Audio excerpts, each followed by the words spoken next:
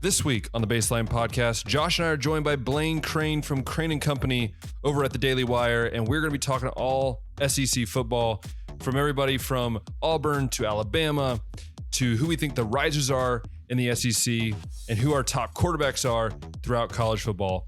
All that and so much more coming up on the Baseline Podcast. Hey everyone, welcome back to another episode of the Baseline Podcast. I'm Ben, that's Josh, and once again, Josh, we're back. He's on time this time, so he's not on the bottom. Josh actually made it on time. So, Josh, we have a special guest. Tell us who he is and if he's any relation to another guy that's on a podcast and a thing that he does. So go ahead, Josh. Yeah. So we had David Cohn from the Daily Wire show, Crain Company, a while back, and now we got another member of the show on today. We are being blessed by Blain Crain. Blain, how's it going, guys? Man? It's going, guys. Appreciate you having me on. Love the show. Yeah, we love your show too, and we love how you guys are talking a lot of college football lately. I know you guys were at SEC Media Days, and you're an Auburn fan, Blain. So I just wanted to kick off the question with a question about what's it like being an Auburn fan, because you guys seem to be one of those programs that hovers around maybe the 7-5, 8-4 for the most part. And then maybe all of a sudden you'll be in a national championship run every now and then. Those kind of happen sporadically. So I imagine it's frustrating, maybe a little bit annoying, but those championship runs got to be awesome. So summarize the Auburn fan experience. It is. Well, the Auburn fan experience is you're on a never ending roller coaster. That's what it is. That's literally what it is. I mean, you'll have teams that you won't expect to do anything and win 10 games. You'll have teams that are expected to do a lot and win 7 games. You never know with Auburn, and it's tough to be an Auburn fan right now because, I mean, you look at the success that's around you in Alabama and Georgia, your 2 main rivals. So you're playing that every year. You're playing LSU every year. So it's a dogfight. And, the expectations at Auburn and like mostly every SEC school other than Vanderbilt, you want to win a national championship. That's what you want to do. And it's been a tough road right now. And, Auburn, when they moved past Gus Malzahn, I thought that was the right move. It was getting stale. Recruiting was getting stale. I mean, he didn't sign an offensive lineman for 2 years. You can't expect to do that and be successful in the SEC.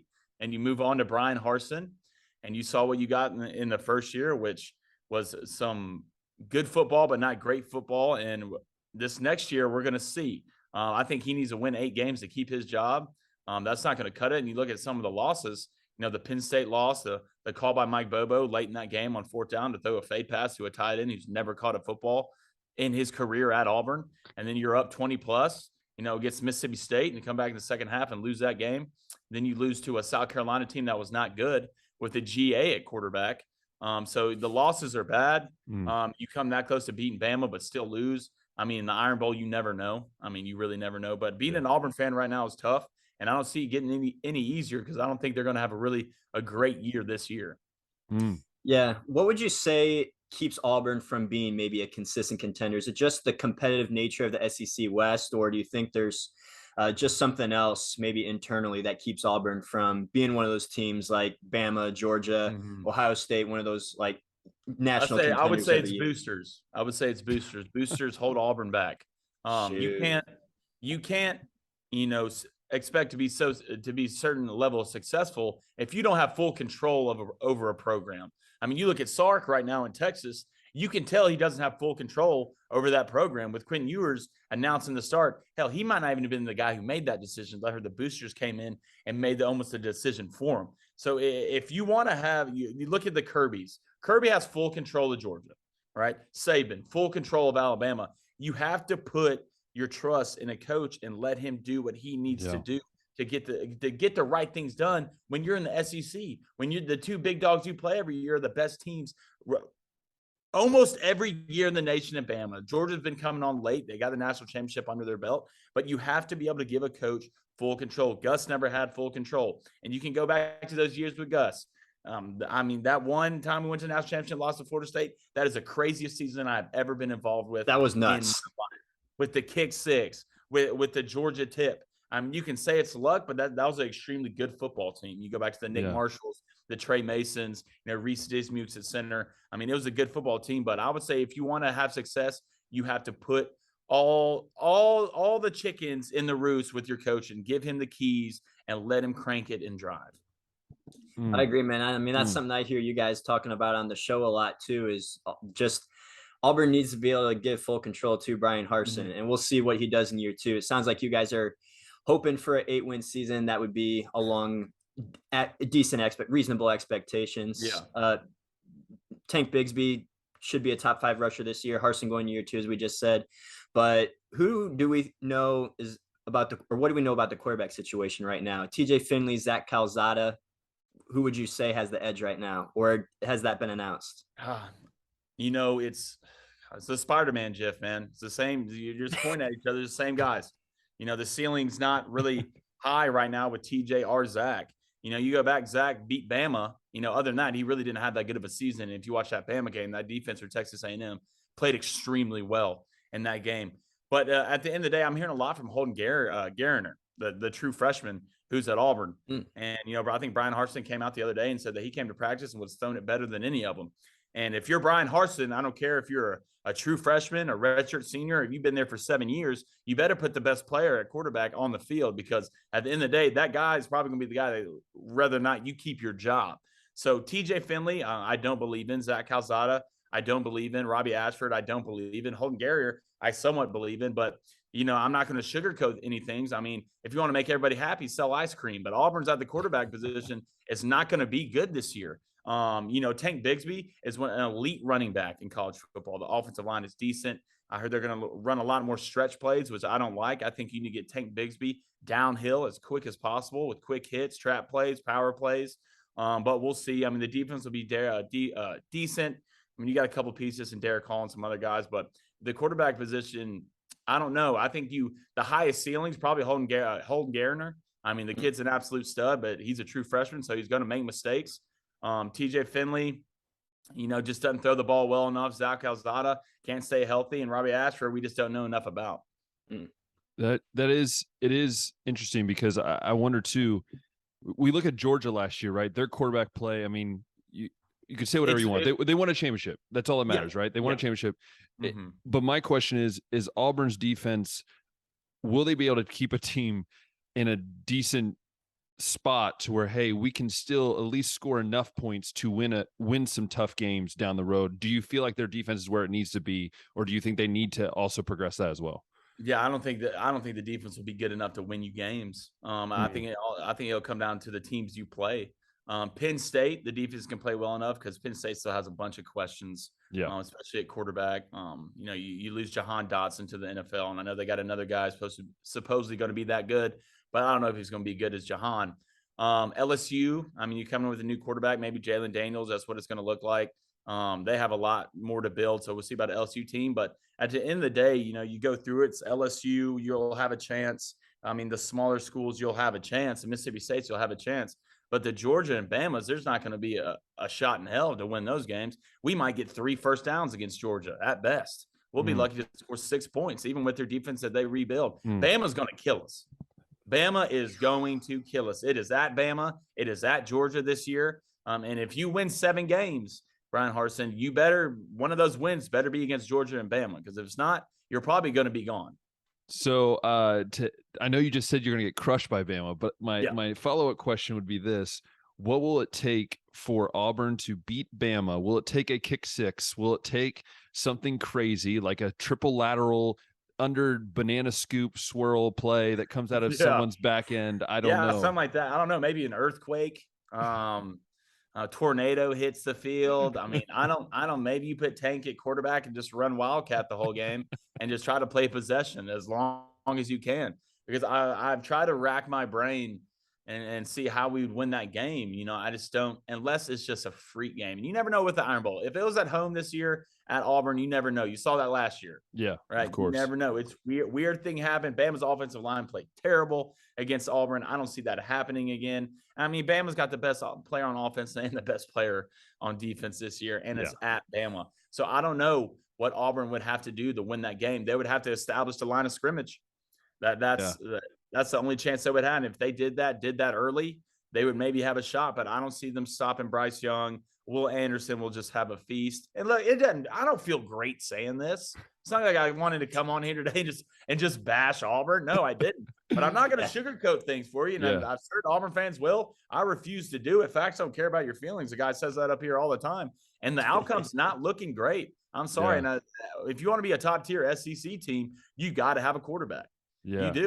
I mean, that's why I'm so bullish. Arkansas this year, KJ Jefferson returns. He's going to be great. Hendon Hooker at Tennessee. You got Levis at Kentucky. You know, you got AR-15 at Florida, which he does have to improve, but his ceiling is extremely high. And then you look at Auburn, and that's why I was so disappointed in Brian Harsin, because you saw the names in the transfer portal. Yeah. We come out with Zach Calzada, who the guy, when you talk about him, the first thing they said, he was tough. Like, look, I want my fullback to be tough. I want my tight end to be tough. I want my quarterback to be able to score points and go through reads and progressions. So, I mean, at the end of the day, I'm just the season haven't even started, and I'm already disappointed.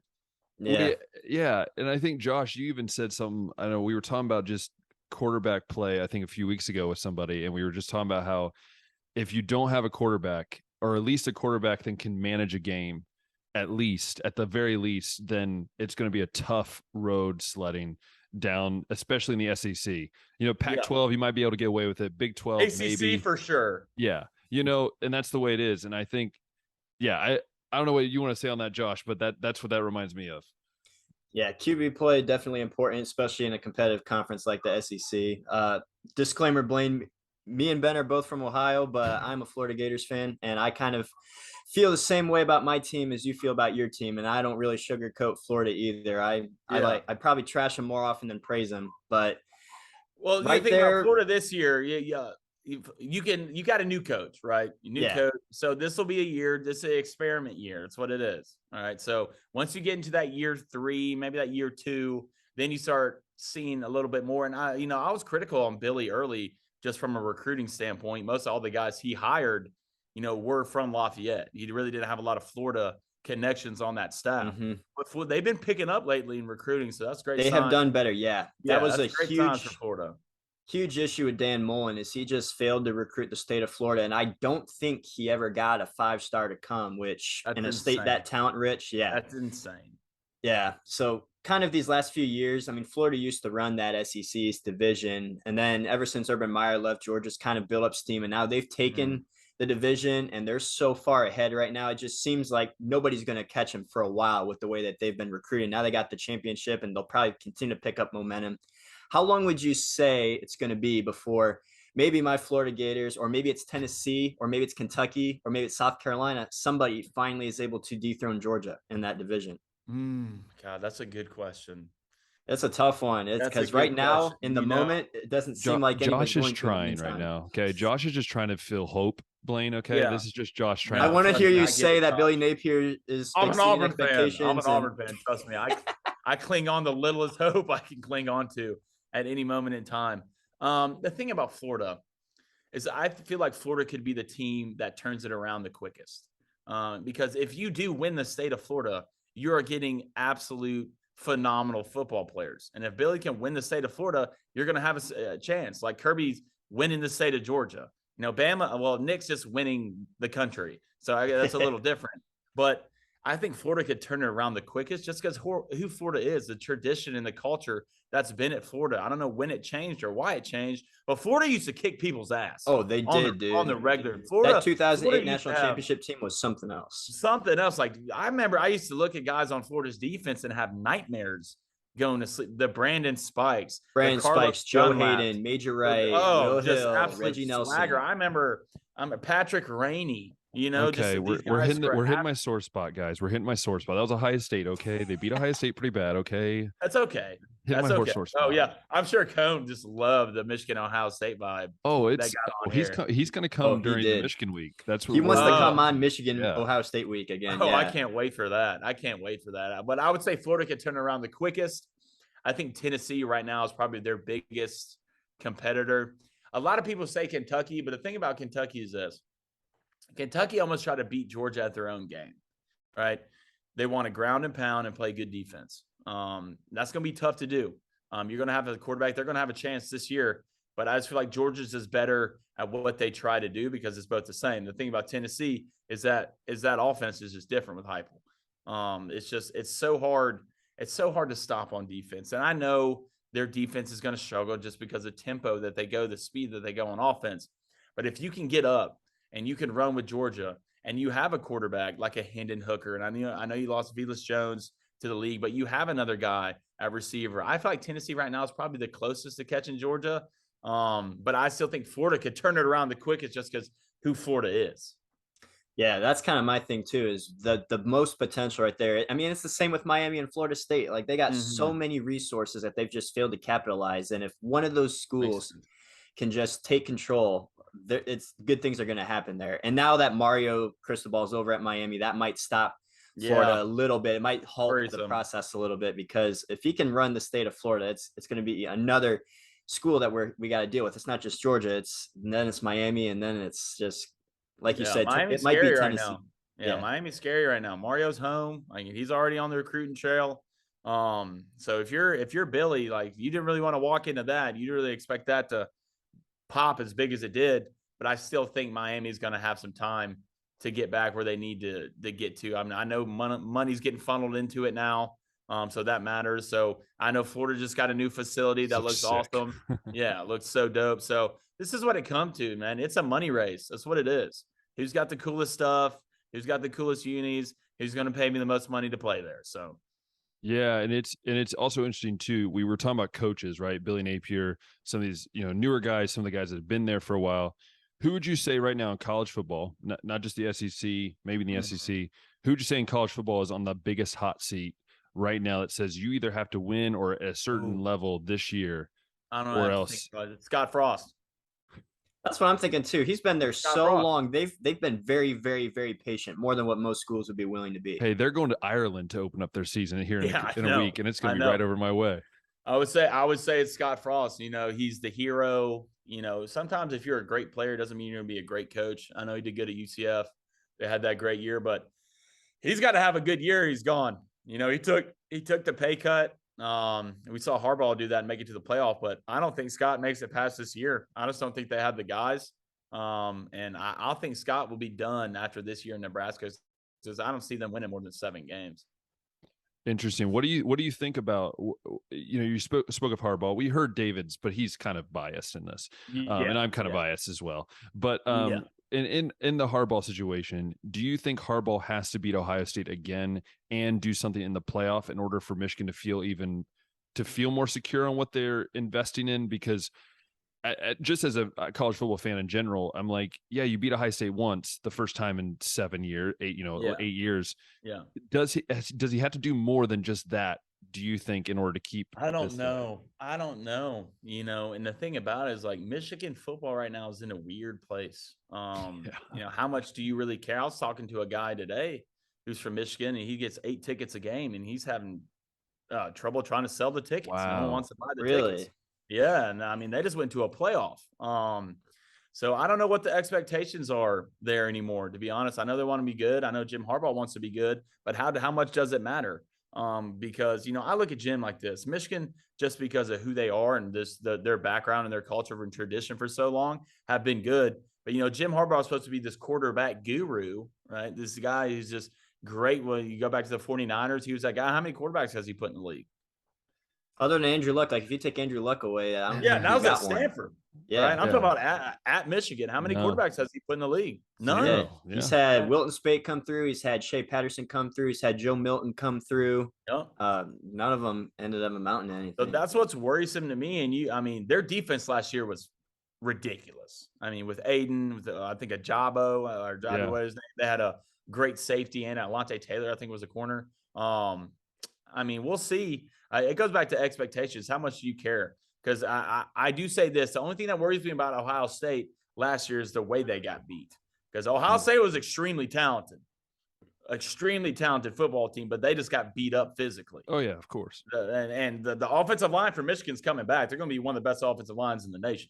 So it depends on who Michigan is. I don't believe in their quarterback. The backup's good, but we'll see. But Ohio State just can't get beat up like that. I'm not used to watching the Ohio State team get beat up like that. Dude, I'm over here. It doesn't happen here. often. I haven't seen that in a long time. Well, even I was saying this to another Ohio State guy, and I was saying that it was despicable, right? Like I called my dad. I'm here in Europe. My dad calls me. He's like, "This is the saddest thing I've ever watched." And I'll say this: I think bringing in a new defense coordinator, I think hopefully changes Ohio State. Like I've been following what's been going on in preseason, and it looks like, hey, we're making progress. Now Now the one thing is will Stroud run the ball? Will they actually run the ball more this year? Will they? That's my only. That's always been my fear with Stroud is that he doesn't run, and so it's one dimensional.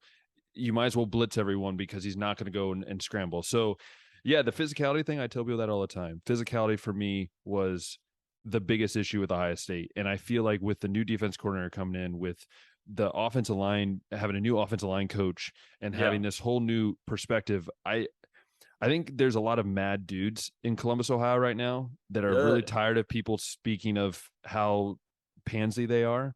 Yeah. Because I'll tell you, the defensive line has the biggest potential I've ever seen, how deep they are, and the same with the offensive line. But the question is, again, what will happen, weeks later in the year? Will they still be as physical as they are against Notre Dame? Because I believe they're going to blow the snots out of Notre Dame. That's just I don't believe in Notre Dame. Yeah. I don't I'm one of those guys. I just don't. Notre Dame's hyped up every year, man. Every year they're this, they're that, they're top 5. They don't join a conference. 10. They don't join a conference. If they do join a conference, it'll probably be the ACC. But I just don't. I'm not going to do it because I'm so sick. I'm so sick of watching Notre Dame, and their schedule's for real this year. This is a very tough schedule. Yeah, very tough schedule. I respect it. They would just walk their way to the playoff, just walk their way to the playoff, play nobody, get in the playoff, and just get killed. Every time they'd give them that 4th spot and they would just get killed. And I'm so tired of seeing it. They need to join a conference and just not the ACC. Go play for the Big Ten. Go to the Big Ten. All right, just go. We'll find out what y'all are really about. But I'm just glad their schedule's for real this year. And they're not going to walk their way to the playoff, but I still don't think they're going to be that great of a football team. They're probably 2 to 3 losses for sure. Yeah, I am excited to see what Marcus Freeman does in the long term, just because of how great he's done at recruiting. Yeah, something he's doing stuff that just don't bash Ohio State. That might have just been a bad idea. Just saying. Yeah. Did he bash Ohio State? Yeah, he came out and said that. He basically said that. He corrected it later, but he basically came out and said he wishes like the level of academics or whatever is harder at Notre Dame, and then James Laurinaitis obviously went and joined the staff. There was a lot of just this like subtleness of and then he would come out and never like truly apologize. So I'm like, there's a lot of Ohio State fans that are a little bit like, we liked you. You went to school here. If there was a year to not poke the bear at Ohio State, it's this year. Yeah, this would be the last after what happened the season you had, that loss to Michigan, even after y'all's bowl game. I mean, Coach Day was like, I don't even want to talk about it. They're still upset at having to Michigan. This year's not the year to mess with those guys. They're gonna be a top 4 team. Yes, for sure. I feel like there's a lot of teams in college football too that are kind of on revenge tours right now. Like Alabama, with Nick Saban saying that they had a rebuilding year last year, playing the national championship. Hilarious. Like they're out to make some noise this year. Ohio State's out to make some noise this year. There's just a lot of schools, I think, that got something to prove. Even Clemson, they had a down year going 10-2, and I mean them and DJ Uiagalelei got a lot to prove too. But well done on that name right there. I try, man. It's well done on that name right so there. I refuse hard to say it. I can't spell it yet, but I think I can say it. refuse to say it. I'm not doing it. You just say DJ? DJ, I say DJ. Y'all know who I'm talking about. I just can't do it. I'm not even going to try to walk down that road. It's so hard, man. Yeah. But yeah, a lot of teams with something to prove, a lot of coaches talking big games, and you guys were at SEC Media Days. So since you've gotten an opportunity to talk to a lot of players and coaches, I don't know how good you guys are deciphering coach speak, but out of all the guys you talk to, who do you feel like really could surprise some people this year? Like they got a team that nobody's talking about that could maybe surprise some people, or maybe somebody that's kind of overhyping their team and it's just going to end up being like a 6-6 season or something like that. 6-6 season, I'd probably say Auburn. I mean, I'd probably say that. After all, like the stuff that happened with Brian Harsin in the offseason, I mean, Brian did well at SEC Media Days talking about the guys. I would say a team to watch out for is LSU with Brian Really? Kelly. Wow. Yeah. Really? The thing with LSU is this. If you can win recruiting the state of Louisiana, they got guys walking around down there that almost just defy human logic. I remember my dad coached at South. He's recruiting a kid from Baton Rouge. And he's like, well, what do you like to do for fun? He's like, well, we chase down rabbits. Like they used to chase rabbits and catch them. That's the scariest thing I ever heard in my life. Like if you ever been around a rabbit, you're not catching them no matter what you do. But I would say LSU because one, Brian Kelly is a phenomenal coach. He's won everywhere he went. Not even at Notre Dame and everywhere he was before. And LSU has the cats walking around to turn around and be extremely good, extremely quickly. Brian Kelly looked calm at the SEC Media Days, but you could see the fire in his eyes about the team. But it was the calm before the storm type of thing. And I think a year like LSU last year was an anomaly because I think they just have too good of football players walking around in that state and walking around on that campus to be as bad as they were last year. Go Tigers. Yeah, there's a team to watch. I mean, you won a championship with Les Miles, who eats grass, and Ed O, who can barely speak. Like, that's how good LSU is. If you could get guys swimming in the same direction at LSU, you can compete with anybody on the field. The quarterback room be questionable. Yeah, I mean, Jaden Daniels coming from Arizona State. Everyone's big on him. He made a lot of mistakes at Arizona State, turned the ball over way too many times. You can't do that in the SEC, but I do think Brian Kelly wants a guy who's a little bit mobile, and that's what Daniels is. So if there's a team to watch out for, I would say LSU. Wow. That's interesting because I agree with you. LSU's program is kind of bigger than even the head coaches. Like they've won championships with Nick Saban, Les Miles, Eddie O, like 3 different head coaches in the last 20 years have come in and won a championship there. And if you can get all those things right, like LSU has so much potential to be dangerous. I'm with you on that. But it's also interesting to hear you say that about Brian Kelly because at least up here in like the Big Ten country, Brian Kelly's kind of seen as a joke right now. Just leaving Notre Dame the way he did with the whole fake accent and everything. And Marcus Freeman coming in and doing things that Brian Kelly insisted could never be done at Notre Dame in terms of recruiting because of the academic standards and stuff. So I don't want to say that everyone thinks he's going to fail at LSU. It's just right now he's kind of looked at as a joke up here. So that's interesting to hear it from you that he seems so this is what like a problem. It comes down to. A lot of people always talk about fits, right? When new coaches, is he a good fit?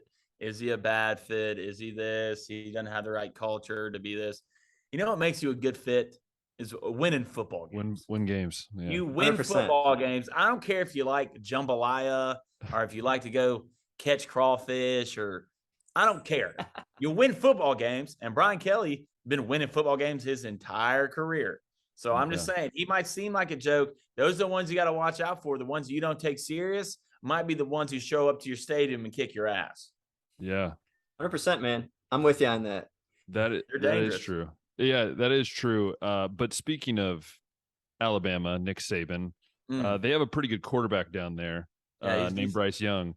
But I have a question for you that might spark some just interesting statements. Ooh. Do you believe who is the better quarterback, CJ Stroud or Bryce Young?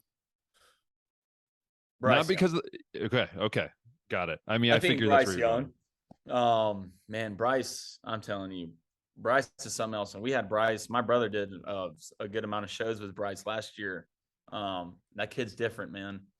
That kid's different. Not a big kid. Super cerebral. His anticipation's insane. And I know. You're just at this point. It's the smallest difference. Yeah, of course. CJ's phenomenal. CJ's a great quarterback. He's gonna probably have a great NFL career too. But I feel like Bryce is more anticipatory in the game. He can move a lot better than CJ in the pocket, especially outside of the pocket. And Bryce can run a little bit. It's small, minute differences. I think CJ has probably a better deep ball than Bryce. I think CJ throws a pretty ball. But I feel like from, mid-range to short game, I would take Bryce. And it's hard to compare because Bryce does play for Alabama. They do have the best receivers. They do have the best running backs and the best offensive line. But I still think if you put Bryce on Ohio State, he would probably be just as good or better as CJ Stroud. Do you feel that Alabama has the best receivers? Truly? Yeah. Well, I don't know this year, last year for sure. I was about to say Ohio State would be second. Ohio State. I was waiting for Ben to ask that question because he feels Ohio very State would strongly be about second. this Ohio State receiving group. I mean, this is what I say. This is what I say about CJ Stroud, right? I've always said this. I said it earlier. He doesn't run. I think that's a big negative, at least in this modern game, right? And he's also unwilling to do it. Yes, like unwilling, with him saying he's not a running back in the press conferences. But I will say this about CJ Stroud. I think his poise got so much better the later on we went, right? You got the Utah game. They didn't play well, but his poise of finding JSN anytime he got the chance, right? And I think with the one thing with Young is I realize is that the deep ball would worry me if I'm maybe not worry me, but if I'm comparing the two, would be like, okay, I'll take CJ Stroud. But if I'm a NFL GM and I'm like, wait, I want a guy that can run. Okay, then I might take, so it is like you said, picking straws out of a hay bale, right? Yeah. And I think the one thing, a reason why I believe that the receiving core, I think just how deep the receiving core is at Ohio State. You could have two guys get hurt and you still have 2 to 3 guys that can step up and still make plays. At least last year. This year we'll see. But I think Marvin Harrison Jr. is a freak. I don't know if you've seen his combine numbers or his combine test number. They're ridiculous. And his dad's obviously Marvin Harrison Sr. But I just think it's interesting because as an Ohio State fan, I have to look at it. I'm trying to look at it not biased. And so it's very hard because they're so alike in many ways, but different. And they're going to be the top 2 picks next year. I don't see why they wouldn't be. So, and then you have JSN up there and Will Anderson up there. I mean, that's why I think this Ohio State versus Alabama team, this will be the national championship game. I believe it's going to be Ohio State versus Alabama this year, and it will be a heck of a game. That's all I got to say. Yeah, you're not the only one who believes that. I believe Vegas believes that too. And the only difference that will come down to, I think, because, the skill players, I think Alabama skill players will not be as good as they were last year after what you lost. You got to think J-Mo transferred from Ohio State too. He transferred from there. I forgot what game I was watching, but it was a couple of years ago down at SEC media days, and I was seeing Jamison Williams making tackles on punts for Ohio State, right? And it might have been against Alabama actually. But it's going to come down to what we kind of talked to before about Ohio State's physicality. Can you win in the box? Because against Bama, you're going to have to win in the box. Bama's going to find out early what you're like in the box. Can you stop the run? Can you get to Bryce Young? Not a lot of people can get to him. The first time they played in the SEC championship, Georgia could not get to Bryce Young. Did a little bit better in the second half, but the national championship game, he really didn't have any weapons that Georgia was scared of. So Georgia started slowly creeping down, and gravity is gravity. You don't have anybody to take it off the top. Georgia's going to sit on you and bring people, and that's what they did. So if Ohio State and Alabama meet in the championship, which is most likely, it's going to come down to who wins the box is going to win that game. Yeah, absolutely. 100%. I'm with you guys. But Bryce Young and CJ Stroud, I think, are head and shoulders above the rest of the QB field in college football this year. What's really interesting is when you get down to ranking like 3 through 5, because I feel like there's just so many other guys that are just you could throw in that second tier. And we've heard names like Caleb Williams, and I think Hendon Hooker personally is probably right up there. KJ Jefferson's another one. Some people have floated Spencer Rattler, Will Levis. I'm not really as high on them as others. Yeah.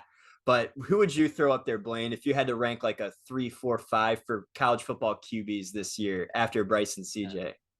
I'd go Hendon 3. I believe in Hendon. You go to the I do too. Last year, Hendon was throwing absolute rockets on the field. He can make every throw. He's a big, tall guy. The ball comes out super pretty out of his hand. He's in a great system. That was the first year he was in that system with Heupel at Tennessee. Hell, didn't even start the season. Pretty sure Bolton started the season. So I'd go Hendon 3. I think Sam Hartman's a great quarterback at Wake Forest. I know after what happened to him, he's not going to play, which is not good. But Will Levis, Will Levis is that shiny toy right now. That's what he is. Everybody's just like, ooh, he's huge. He just wasn't good at Penn State, though. He eats bananas. He puts mayonnaise in his coffee, but he made a lot. Disgusting. It's disgusting. I could never. I'd throw up just looking at it. But, he can make a lot of throws. But he can also miss a lot of throws. And we saw that last year. I think KJ, almost the same thing. I think KJ got better throughout the year, but you lose Treylon Burks, and Treylon Burks was an absolute savage, and you lose him to the Titans. So we'll see. I know Browse, just with his play con, they're going to be successful. But man, this is tough. I know you can. I'm not putting Spencer Rattler up there, and I'm not putting Caleb Williams up there. I won't either. Like, honestly, you. I think after the Texas game, everybody overreacted and gave the world to Caleb Williams because of the comeback that it was. And then after that, I mean, it was honestly just kind of inconsistent. And if you look at the numbers, like on average by game, they really weren't that off from Spencer's numbers to begin with. No, and that's the thing I don't understand. Caleb Williams made a lot of mistakes, and I know he's young, and I know that has something to do with it, but he made a lot of mistakes. So I'm not putting him up there, and I don't get it with Spencer Rattler. I just don't get this. People, SEC, like a lot of SEC media personalities, had Spencer on like the second best quarterback in the SEC, and for the life of me, I just don't understand how you go from Oklahoma, from Lincoln Riley, who's one of the best offensive play callers that we've seen in a long time, to getting benched to a freshman, then leaving Oklahoma to go to a harder conference with worse players on the roster, but you're going to be better than you were at Oklahoma. It doesn't make sense to me. I hope he's got better, his mentality, because his mentality has been absolutely terrible. If you go past through the years, he doesn't look like a fun guy to play with. It's everybody else's fault, not him. But if anybody's going to get him right, it'll be Coach Beamer. I believe in Coach Beamer. But I wouldn't put Spencer Rattler up there. Hell, I put Van Dyke from Miami up there before both of them. That's another interesting guy, too, to keep an eye on is Van Dyke. Another guy that I'm hearing a lot of rumblings about is Devin Leary. And, I mean, for good reason. He had a solid season last year. NC State's been kind of on the come up. Mm-hmm. Is Devin Leary somebody that you would throw in that top 5 or maybe top 10? For sure. Devin's nice. And you go look at his stats last year. They were ridiculous. He just throws the ball he so well, man. He's never late on the pass. He reads progressions really well. And NC State's going to be a team to watch out for this year because you have Devin Lear and you brought back a lot of that defense. And that defense was extremely good last year. And if there's ever a year they need to go get Clemson, it needs to be this year. We're speaking about defense. Clemson's defense might be the best defense in the nation. But Devin Lear's a guy I'll put up there. And there's a name that y'all need to watch out for. Not a lot of people talking about it. And last year I won a lot of money off these guys, and that's Grant Wells. All right. Who? Grant Wells. I believe he's at Virginia Tech right now. He just got named the starter. He was at Marshall, absolutely tearing it up. I'm pretty sure he's a true freshman. He's just out there slinging the pill and look phenomenal. Grant Wells is a name people need. Basic American name of all time. Yeah, exactly. That's why I had a double take. I was like, huh? Exactly what he wants you to think. The kid's nice. Reminds me of like a kid that you had in middle school that you're like, who's this new kid, Grant Wells? And he goes out and he wears his like pants up too high, and like for some reason he always has like juice boxes and orange slices with him. No one really knows why. Shoot, Grant Wells. You guys heard it here first from Blain. Watch out for if he ends up balling out. Hey, and the kid at I can't remember the kid at Coastal. We're all blanking. Grayson McCall. Yes, Grayson that is a name. McCall. And I know he's a system guy, but Grayson McCall is a phenomenal football player. For sure, man. And guys, we're asking Blain all these questions, picking his brain, because he's kind of got he's been in the football business for a while. He's got some playing experience. He's got some coaching experience. We just want to wrap up the conversation, Blain, with a little bit of some of your background. Ooh. Can you tell us a little bit about your football career? Because I know your dad also spent some time coaching football as well. So, I mean, it seems like it's a family business. Oh, man, yeah. So my dad, he played at Memphis and Auburn. He went to Memphis first and transferred to Auburn. He ended up coaching at Auburn and TCU. God, I think he might have been Houston too. So, man, football has been my life. Growing up, it's something I've always done. So out of high school, I signed with Western Colorado out in Gunnison, Colorado. Extremely cold. It's where the Grinch lives. It's the highest elevated place in Colorado. It was a big change for me being from Mobile, where it's always hot and rains 20 minutes a day, to going up to Mount Everest. Is basically what it was. So, was there for a couple of years, and right after that, I got straight into coaching. I coached at Luther College. I coached at Fort Scott, Auburn High School. So, man, I've been around. I was actually on 2 of the Last Chance U seasons, if y'all remember those years. No way. You were there? Yeah, well, we played against them. Yeah, okay. We played against them and just kicked their ass every time we played them. which wasn't hard. The only thing, they would just tear each other apart. I mean, Yeah. Which season were you? Were you on the Indy series or the Mississippi Indy, State? yeah. I mean Mississippi. Okay, Indy. Gotcha. Yeah, that was Yeah, tough Indy. to watch sometimes, man. Oh, dude, it was hilarious to watch for me. I would just laugh. But Jake was actually played against him in the Indy series and the Mississippi series. Yeah, so Jake was at Jones College. Then we were both at Fort Scott. So we played them, and man, it's been a grind. And how this all started is crazy. It's crazy how things like this work out.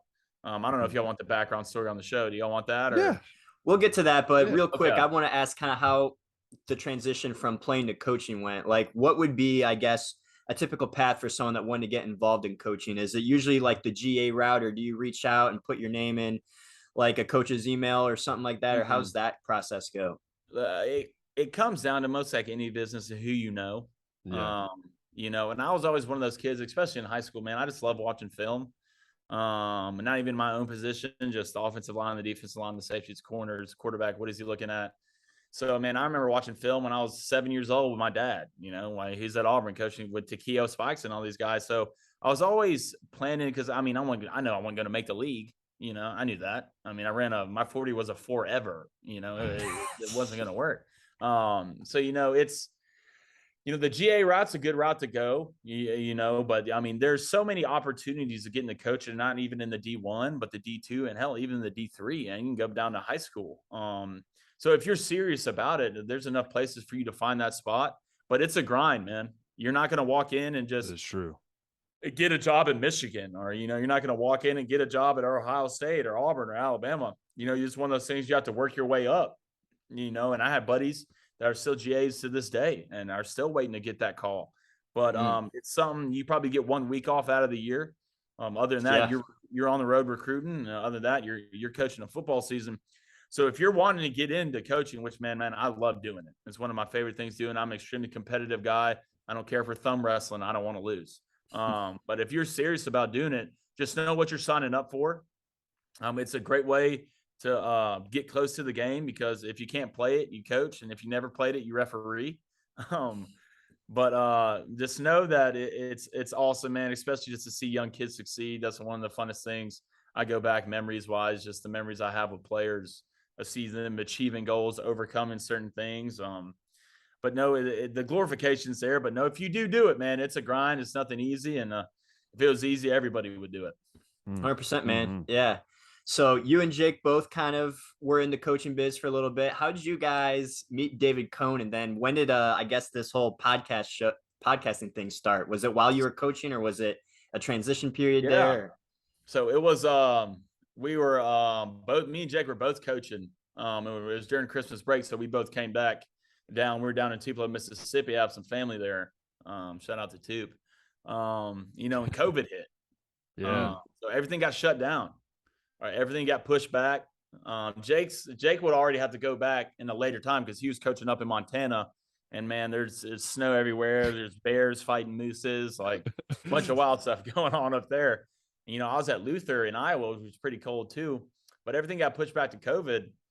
And I remember we were sitting in a room. We're sitting on my kitchen table at my aunt's house, and Jake was like, "Man, I think we should start a podcast." I was like, "What?" He's like, "Yeah, man, I think I want to start a podcast." And he's like, "Do you want to do it?" I was like, "Yeah." I was working at the time with another job with my uncle, so I didn't have much time to do it. So Jake just hit the ground running, man. And I'll never forget, he interviewed Junior Rosegreen, who was a safety at Auburn. Junior Rosegreen, great guy, absolute soldier on the field. But we were down on the beach, Orange Beach, with one of my buddies. He was doing something down there, and Jake got a call. And he hit like #1 on Apple. And he was like, we didn't even know what that meant. You know what I'm saying? Like, we didn't even know what that meant. So he hits #1 on Apple. We're all freaking out. And then a couple weeks later, we get a call from the SEC network. They're like, "Hey, we want to call, y'all come up to Charlotte, and we want to meet with y'all and everything." And so we were literally on the way to Charlotte. We're looking at places to move into at Charlotte. So at that time, Jake got a call from a guy from Atlanta who owns a media company. He's like, "Hey man, love the show." He was an Auburn grad. "Love the show. Come up to Atlanta. We'll build you a studio out and we'll get things going." So we're like, yeah, That's awesome. Yeah. yeah. So we did that. We went up to Atlanta. And when the show started, it was just Jake interviewing. That's what it was. Jake just doing interviews. I think some of his earliest interviews were Hugh Freeze, Pat Dye's son, a lot of good stuff. And when we're doing that, that's where we met David Cohn. So David Cohn was like their production guy at the media. Oh, okay. Yeah. So that's where we met David Cohn. Immediately hit it off, immediately hit it off. He was one of us, we could tell. And so we're doing that. And I remember we're sitting at a restaurant and Jake looks at a phone and he got an email from Colin Cowherd. We're like, what? He's like, Colin Cowherd just emailed me. And so boom, we do that. Colin calls him. It's like, hey man, we want to sign your show. So we fly out to LA, meet up with Colin, have dinner with him. Great guy. So we made our decision there. And the funny thing about it is like our show now, you see it with me, Jake, and David. Me and Jake kind of planned like when we were talking over the podcast, like we wanted to be the Joe Rogan of sports. Jake would be basically be Joe, and I'd be the Jamie of it. If you ever watch Joe Rogan, that's kind of the vibe we wanted. And so when we did our first show with the volume in the College Football Hall of Fame, that was, and we didn't even tell anybody really that we're going to do this, but it was me, Jake, and David, and we want to do a live show. Like, it's not just me. It's not our show. It's everybody's show. Everybody input matters. And we want everybody's opinions. And man, the first time we did that, we got called back from them. They loved it. And then we did our first football season, the College Football Hall of Fame. That was awesome. And then, this just gets wilder and wilder as I tell it. So I'm loving it. We're just sitting in Atlanta one day. We're kind of in negotiation talks with the volume for the next year. And Jake gets DM'd by Ben Shapiro on Twitter. Say, hey man, love y'all stuff. The Daily Wire is looking to get into sports. Would y'all be interested? And we're like, yeah, for sure. So we met, hit it off. Ben's a big White Sox fan. And you got to think when we were in the Hall of Fame, the only thing we did was football, and it was only SEC. Yeah. That's the only thing we did. But now we're here, we're national. So we signed, moved up to Nashville. Now we're here, man. So it's been a crazy ride, it's been a crazy ride. And I feel like the ride's just beginning. No doubt, man. But man, I wouldn't rather do it with anybody else with my brother and Cone. And we're not the type of guys that we're going to change or we're going to let people deviate of what we do by what they say, but we're going to be ourselves. We're going to be organic to who we are. We're not going to have 40 people in a back room writing stuff for it. We do it ourselves. We will come up with our own opinions, our own takes, and I think that's how it should be done. But yeah, man, it's been a crazy journey. It's been a fun journey too. I'm extremely blessed, but we're still working and we still got a lot of work to do. Jeez, man, like you guys have been doing this for just about 2 years then you get contacted by the SEC network, then Colin Cowherd, then Ben Shapiro. Like that's a heck of a ride, and it's still early and young, like you said. So man, what a ride. Yeah, definitely looking forward to seeing what happens in the future. I know you guys got some changes going on too. Why don't you fill in everybody, because you guys you're moving the time to the morning now, and is it still going to be a live broadcast? And it'll still be live. I believe it's what time? You are nuts. It's 7:30 our time. I think 6:30 your time. 6:30 our time. 6:30 Central time. So the thing about it is like, man, I used to get up I love sleeping. All right, sleeping is one of my favorite things to do, but I am so bad at it. I'm terrible at it. Like, I just want to sleep so bad. I'm lucky to get 4 hours of sleep a night anyways. But I'm so used to waking up in the morning anyways from football. I used to have to get up at 4:30, be there at 5 for weights. So it's going to be wild. So we're doing Monday through Friday in the morning. It'll still be a live show on YouTube. So, get in there if you can. If you're driving, please don't.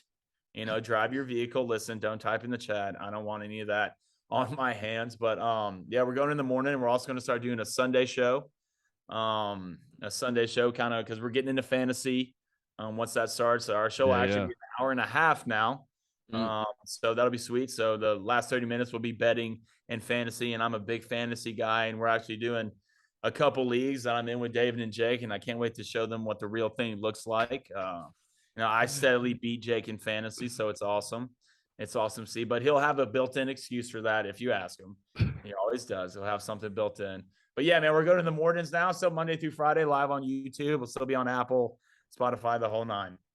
Yeah, that is awesome. I know for Josh and I, it's funny whenever we talk about you guys or any of our other podcasts, especially the do it live. Like that is just like we do it recorded. So if like we screw up, it's just like we appreciate your willingness to go out there and be live and be raw, especially be raw. Because that's the thing. Like you're not changing anything. That's what we like. That's what I love about the Daily Wire. That's like over here in Hungary, I'm in Europe. Like it's very hard to find conservative things to listen to and to be honest about. And then when you hear a sports show's coming to Daily Wire, I was like, okay, this will actually be good. So, you know, and that's what's cool about it. It's like, it's for everyone. It's not just sports people, but people that just want to listen to something that's good and quality. And it's not just going to be a bunch of BS all the time. Like that's what I think makes Daily Wire so amazing too. Yeah. You know, well, Daily Wire's got nothing but heavy hitters, man. You got Ben Shapiro, you got Michael Knowles, Jordan Peterson now. You got JP, Jordan Peterson, the one and only. I mean, you got Matt Walsh, you got Candace, you got Clavin, you know, and they're amazing at their job. They do great content. But you know, there's a lot of serious things going on in the world right now. And you know, it's not too pretty, but I think it's a good kind of a load off to go to Crain Company, and you know, they're talking about certain things, and you know, we're out here talking about, I mean, whether Clemson's going to be good or not. You know, so it's a good little different vibe when you come to us, and man, we're who we are. What you see is who we are. We're not someone you turn on the cameras and we change. We're the exact same people you see on the camera when we're off the camera. Although I probably yell at Jake a little bit more off the camera than I do on the camera, but I do like to stir. I'm the one on the show who likes to stir the pot a little bit. Oh, I see that, man. Yeah. I love it. All right. Well, Josh, do you have any other questions for Blain while we finish up here? I don't, man. I mean, thanks again for coming on. Absolutely. We just had you plug in Daily Wire. Where can people find you personally on social media? I think Twitter, it's Blain_Crain. Man, the bum thing about Twitter is one thing I'm upset about. So like I had a Twitter like coaching, man, I probably had 8,000 followers, you know, and then I get hacked. All right. And then I get hacked and back down to 0 followers. So now I've been working it back up. I think I'm almost to 5K. Okay. Yeah, Blain_Crain on Twitter. Instagram, I have no idea. I really don't get on Instagram that much. I will post some stories, but I'm not good looking enough to be posting stuff on Instagram. But do follow the Crain Company account on Instagram, on Twitter, hell, on Facebook. I don't know if we have a Snapchat, probably not. But other than that, man, yeah, dude, I had a great time. Love the content, guys. I got one question. All right. What's the score of the Ohio State-Michigan game after this year? Oh, this is easy right here. I've redone it a few times as the summer's gone on. Respectable. Since David's been on, I've redone it. So I have it at 34-24. Ohio State comes out on top. Okay. I think CJ Stroud I think at the end of the game, you're going to see Ohio State start pulling away a little bit. I think they're going to start running the ball more with my man, Travion Henderson, who no one really talks about right now. And I think is a guy that's going to do some damage this year. So Josh, what about you, Josh? Yeah. I mean, what did Michigan put up 42 on Ohio State this year? Yeah. We don't talk about it. I think the Ohio State defense is going to be improved. I don't know how improved it's going to be, but I'll give Michigan 30, but I'm going to say Ohio State's going to win 42-30. Love it. I love Take the over. I love it. Well, Blain, thank you so much for coming on. Honestly, it means a lot for us. And we hope that you guys continue to grow your show. I know that's a big step for the world of sports. As we're seeing more negativity, we're going to see more positivity with you guys, which is going to be awesome and great. So thank you so much for coming on. And for all of you out there that have been watching on YouTube, go ahead and click that subscribe button, notification bell. Let us know that you're loving the content. Comment. You can comment about how much you like Blain better than David, and then maybe David gets jealous. Please do. I don't know. Comment whatever you want. Do. Yeah, do that. Comment something. So, and then if you're on Spotify or Apple Podcasts, go ahead and give us a rating. You could say that Blain is better looking than his brother, and then give us 5 stars. There's nothing but facts coming out of your eyes. I know. That's what I'm trying to do. I love this. I need to come on here more often just for a morale boost. I love it. So anyways, everyone out there, thank you guys so much for tuning in. And until next time, we'll see ya.